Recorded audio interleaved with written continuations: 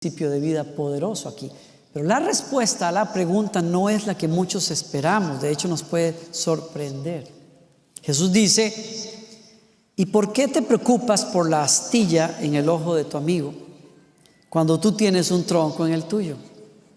Me encanta esa versión. Eso es como estar incómodo como que Jesús nos dice: ¿por qué te pones a espiar la astilla? ¿Alguno de ustedes ha tenido una astilla en el ojo? Qué cosa más incómoda. Pero lo más incómodo de esa astilla no es para ti que lo estás viendo, es para el que lo sufre. Claro. Imagínense si Jesús sabía de ese problema. Jesús era carpintero. ¿Cuántas veces habrá estado haciendo trabajos y el aserrín o las partículas de madera quizás hayan entrado en su ojo y era una cosa bastante incómoda de lidiar? Pero es para la persona, no para el que los está viendo. Y Jesús dice: ¿por qué te pones a espiar la astilla que está molestando el ojo de un amigo tuyo cuando tienes un tronco en el ojo tuyo, en tu alma? ¿Por qué juzgar la mota en el ojo del otro mientras consientes el tronco que tienes en el tuyo? Dice él: ¿cómo puedes pensar en decirle a tu amigo: déjame ayudarte a sacar la astilla de tu ojo, cuando tú no puedes ver más allá del tronco que está en el tuyo? Y aquí está el principio. Escucha, no somos responsables de la paja en la vida de otra persona, somos responsables de nuestra reacción ante esa paja. Es la molestia o es el defecto que está en otra persona, pero lo sentimos como una paja en nuestro ojo. Y de eso se trata esto. Tú no eres responsable de esa paja, lo que nos dice Jesús, pero sí tienes que aprender a lidiar con la molestia que te causa esa paja. No querer lidiar con nuestra reacción ante el defecto o la ofensa de otra persona es como tener un ojo, nuestro propio ojo, y obviarlo. No se puede. Este es el punto. Y por eso Jesús creo que lo dice y me habla a mi corazón. Es más fácil achacarle a otro nuestro problema, porque así evitamos asumir la responsabilidad por nuestra propia molestia o por una necesidad que el otro no está respondiendo. ¿Alguien está aquí conmigo todavía? Hay que aceptar entonces que la clave para lidiar con lo que nos molesta en otro es lidiar con nuestra reacción, es lidiar con nosotros mismos. Hay ejemplos bíblicos. ¿Se acuerdan ustedes de que en una ocasión la mamá de dos gemelos que son discípulos de Jesús se acercó y le dijo: Jesús, yo quiero pedirte algo como mamá. Yo veo que tú quieres mucho a tu mamá, eres un buen hijo. Voy a aprovechar para decirte: yo quiero que en tu reino, cuando tú te sientes a gobernar, porque ellos pensaban que Jesús iba a restaurar el reino de Israel y entonces se iba a sentar en una mesa de gobierno, y le dijo: Jesús, no seas malito, cuando tú estés en tu reino, cuando comiences tu gobierno, haz que mis dos pollitos se sienten a tu lado, uno a tu izquierda y el otro a la derecha. Qué cosa más bella. Que las mamás son ocurrentes, son bellas. No, nadie siquiera se le acerca a las mamás, pero tienen algunas ideas, son muy ocurrentes, siempre tienen ideas. Muchas son buenas, otras bueno, pero siempre están con ideas. Y claro, el tema hoy no es el Día de las Madres, ni es para hablar de las madres, es más bien para hablar de lo que pasó con los discípulos, porque los discípulos se enojaron con ella. Y se enojaron realmente, dice el Evangelio, con sus dos compañeros de equipo. Se enojaron con ellos. Y Jesús está hablando precisamente de eso. ¿Por qué? Porque realmente el problema aquí no fue que una mamá fuera suficientemente viva para pedirle un favor a Jesús. Fue que a los demás dijeron: chin, ¿por qué no se nos ocurrió a nosotros primero? Dirían los mexicanos. Eso no es malo, ¿verdad? Gracias a Dios. Nunca usé esa palabra, pero se me ocurrió. Chin, ¿por qué no se nos ocurrió a nosotros? ¿No? ¿Por qué no se nos ocurrió primero? Entonces decir nos molesta mucho la petición, develó un problema en ellos. Querían lo mismo quizás, pero no tuvieron las agallas de pedirlo primero. La ambición era igual. Hay otro caso que me llama la atención y es, ¿se acuerdan ustedes de aquella mujer que fue sorprendida en el pecado de adulterio, y entonces la trajeron a una plaza donde Jesús estaba, y los líderes le dijeron a Jesús: hey, la ley dice que hay que apedrearla, ¿qué dices tú? Jesús escribe en tierra: espera, la presión se hace más grande, y entonces se levanta Jesús y les dice: el que de ustedes esté libre de pecado, lance la primera piedra. Es que somos muy rápidos para criticar los defectos de los otros e ignorar y consentir los nuestros. Y lo que Jesús está diciendo de alguna manera a nosotros es: ten cuidado de saltar a criticar, a juzgar y a resolverle el problema a la otra persona, porque el mismo estándar se te va a aplicar a ti. Antes de que tú quieras levantarte a criticar y a resolver el defecto de otra persona, mírate a ti mismo y resuelve tu molestia, porque nadie que está en un espíritu de juicio tiene la capacidad de poder ayudar a otra persona.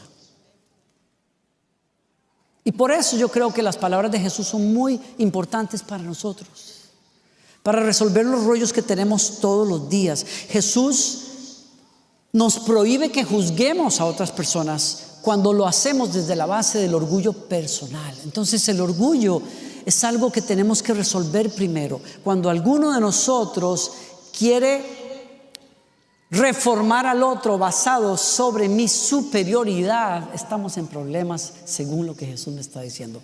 ¿Alguien me está siguiendo aquí? ¿Sí? Ahora, ten en cuenta que Jesús está hablando a gente que está en comunidad. Si lees esos capítulos te vas a dar cuenta que Jesús está hablando de la comunidad de fe, y está hablando en algunos momentos de que hay problemas que van a surgir con tu hermano, y Jesús dice: tienes que resolver ese problema, pero hazlo de la manera correcta, hazlo con la actitud correcta. O sea, Jesús no está diciéndonos a nosotros que no tenemos que atender como iglesia, por ejemplo, las fallas importantes morales de otra persona que está en medio nuestro, o que no tengamos que atender o resolver conflictos porque hay un hábito, hay una situación que alguien en tu casa está viviendo, o que estés lidiando con un compañero de trabajo que es irresponsable, o que llega tarde, o que pierde el tiempo, o un jefe que es injusto en lo que está haciendo. No nos dice que no resolvamos esas cosas, pero sí nos está diciendo: en la comunidad de fe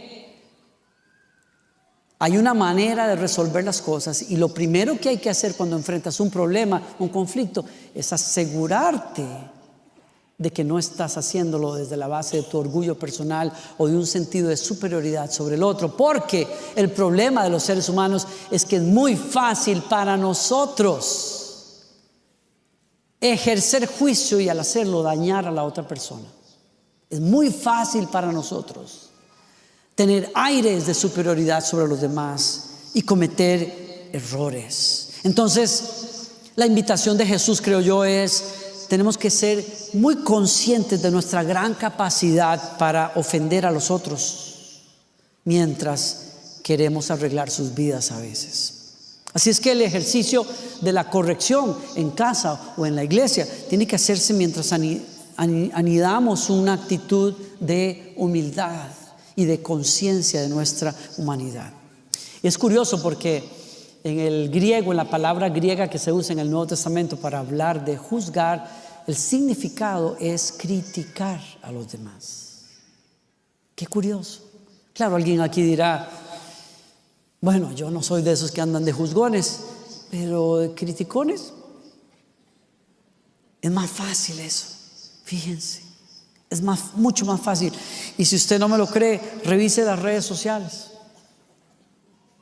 Especialmente hablando de redes sociales donde los cristianos interaccionan. La gente a veces más criticona que hay en el mundo de las redes sociales, son cristianos en el nombre de Jesús y para la gloria de Dios Padre. La gente a veces más sin misericordia, son cristianos, muy llenos de fe y muy listos con versículos para recetar para arriba y para abajo, y mandar a la gente al infierno y juzgar la moral de los demás. Yo me digo, ¿por qué criticar? ¿Por qué los cristianos podemos ser tan rápidos para criticar la mala moral de otras personas que ni siquiera están relacionadas con Dios a través de la fe en Jesucristo? ¿Por qué nosotros criticamos una sociedad o a unas personas que viven de una manera amoral, de acuerdo a nuestro entendimiento, si lo único que puede hacer a una persona vivir una vida santa, una vida agradable a Dios, es una conversión verdadera a través del arrepentimiento y la fe que uno pone en Jesucristo como nuestro Salvador, que es lo que puede cambiar a una persona y puede cambiar a un pecador para que viva de otra manera? De lo contrario, no es posible. Yo no puedo esperar aguacates de un mango, de un árbol de mango. No puedo. Yo no puedo esperar de una sociedad que no reconoce a Dios y está conectada con Él, que actúe como actuaría alguien que es cristiano. Porque la verdad, seamos honestos, si aún entre nosotros como cristianos muchas veces nos cuesta vivir la vida que nosotros decimos que tenemos que vivir, y a veces tenemos que lidiar hasta con nuestras propias fallas de manera a veces muy fuerte, y solo por la gracia de Dios, cuando nos agarramos de Él, comenzamos a caminar ahí a como podemos por la gracia del Señor. ¿Con qué razón nosotros podríamos sentirnos como superiores a una sociedad que no conoce a Dios y que no está conectada con Él? No se puede.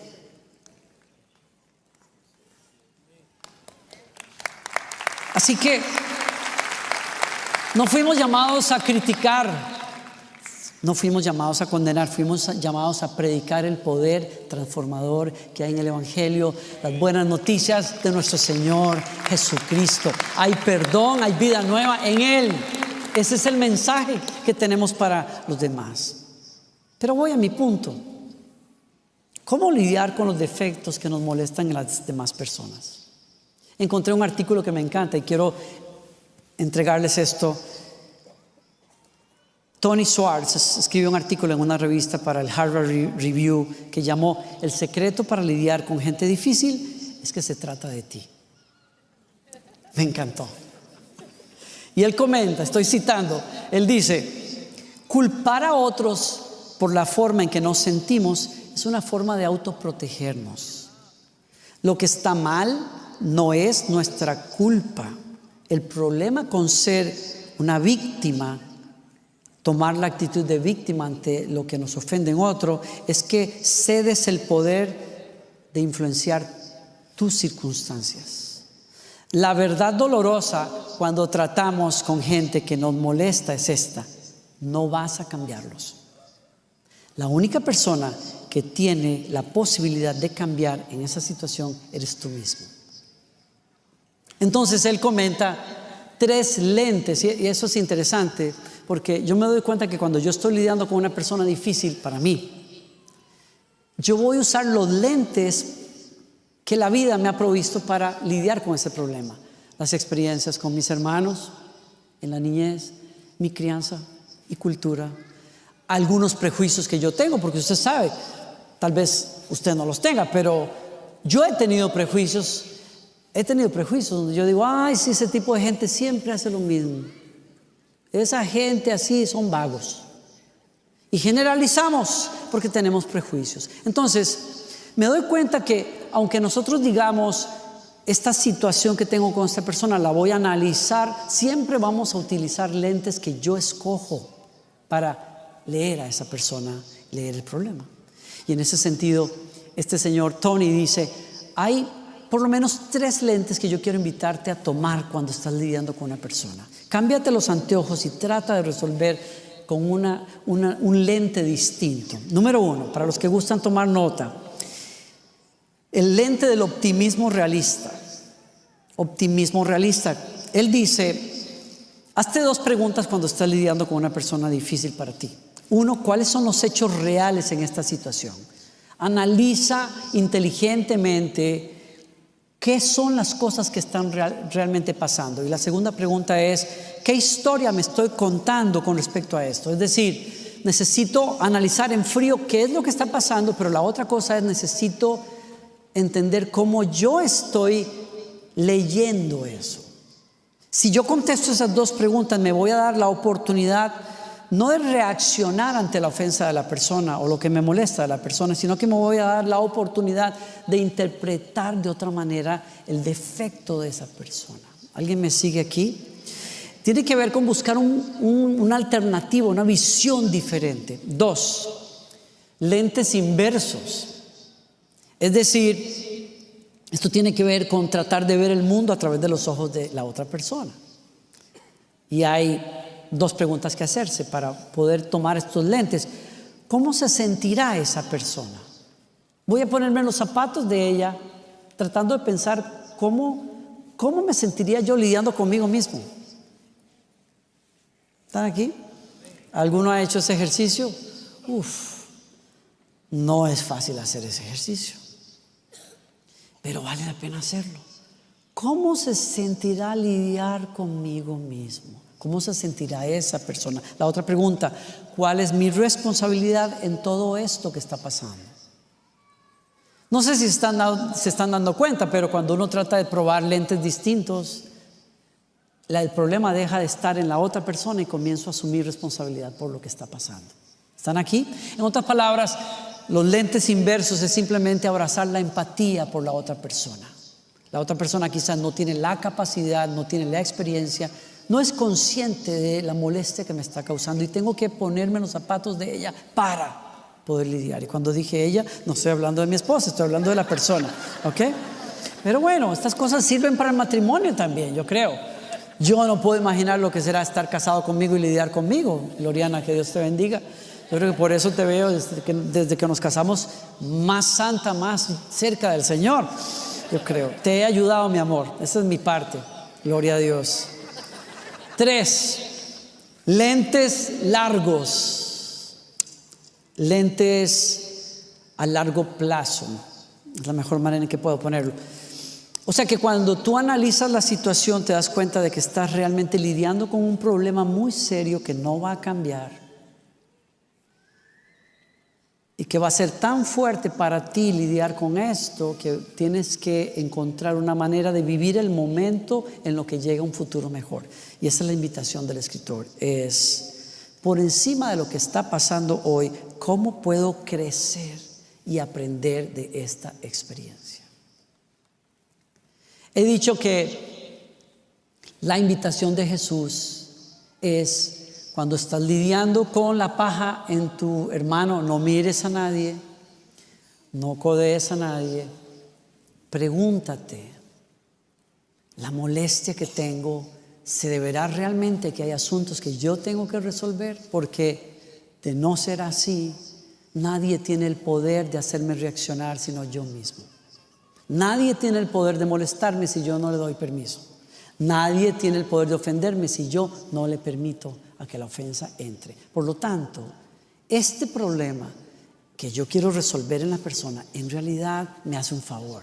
Es, ¿qué tengo que resolver yo aquí? Y la invitación del escritor es, toma un lente del optimismo realista para analizar las cosas y tratar de encontrar una interpretación distinta que no estás considerando de la situación. 2, lentes inversos, trata de ver el mundo a través de los ojos de esta persona. Y 3, visión a largo plazo. Señor, ayúdame a aprender de lo que estoy viviendo, lo que tengo que aprender y esperar un futuro mejor que tú me puedes dar. Dame la gracia para resolver lo que yo tengo que resolver. Si creemos eso, no vamos a estar preguntando o pensando en otra persona cuando escuchamos una buena prédica, esas recalcitrantes, aleluya, si hubiera venido la hermana Teresa. Ay, Señor, este versículo, qué belleza de versículo. El hacha está puesta a la raíz y Él cortará a todo aquel que no. Ay, si le hubiera dicho eso a Alberto, ¿cómo se me fue, Señor? La próxima vez. No vas a estar pensando en otra persona. Vas a tener la humildad de decir, ¿qué me quieres decir a mí, Señor? ¿Qué tengo que aprender yo? ¿Qué ceguera tengo que quitar de mis ojos para ver una realidad que sería más fácil ignorar. Y ayúdame, Señor, a dejar de estar espiando lo que no me importa, las astillas en el ojo de alguien más, y dame la honestidad para lidiar con el tronco que está en mi vida. Yo creo que si abrazamos esa verdad, vamos a encontrar mejores maneras de lidiar con los problemas que encontramos con otras personas. ¿Alguien recibe esa palabra hoy? Les invito a que se pongan de pie y me acompañen en esta oración. Prometo que ya no extiendo más esto. ¿Recibieron esa palabra? ¿Les puede ayudar, creen ustedes? Oramos juntos. Padre nuestro, gracias por tu presencia, por tu Espíritu Santo y por tu palabra. Hemos vivido una tarde maravillosa aquí en tu presencia. Señor, dile conmigo: recibo tu palabra, Señor. Abrazo tu palabra. Te pido, Señor, que me des la humildad de aprender en medio de este lidiar con los errores de otros, con las injusticias de otras personas, con las ofensas. Señor, hoy te pido de todo corazón, Señor, cámbiame a mí primero.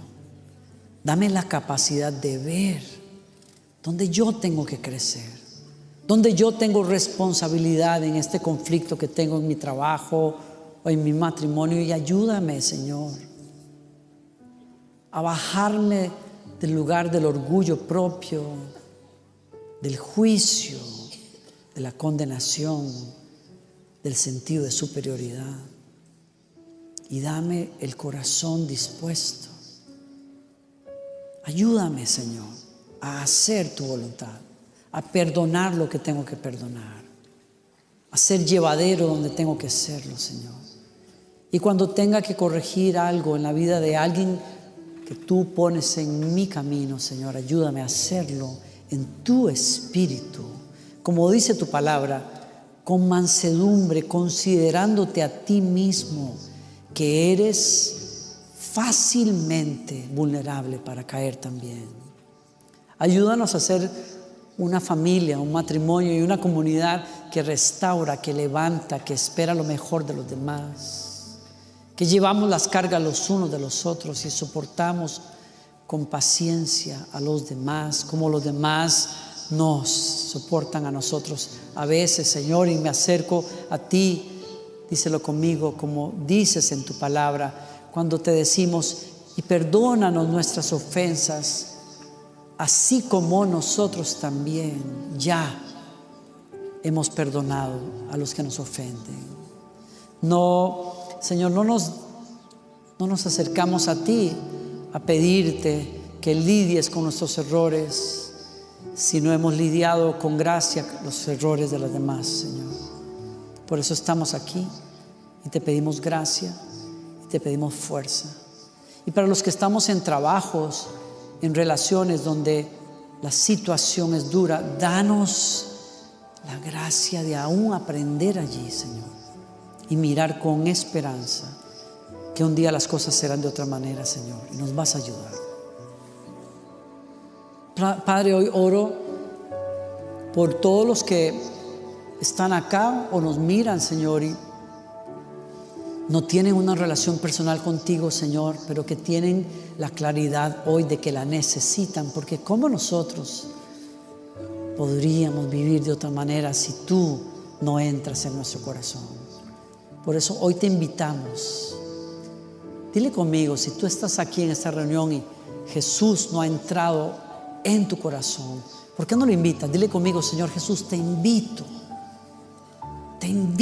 toma tu lugar en mi vida. Entra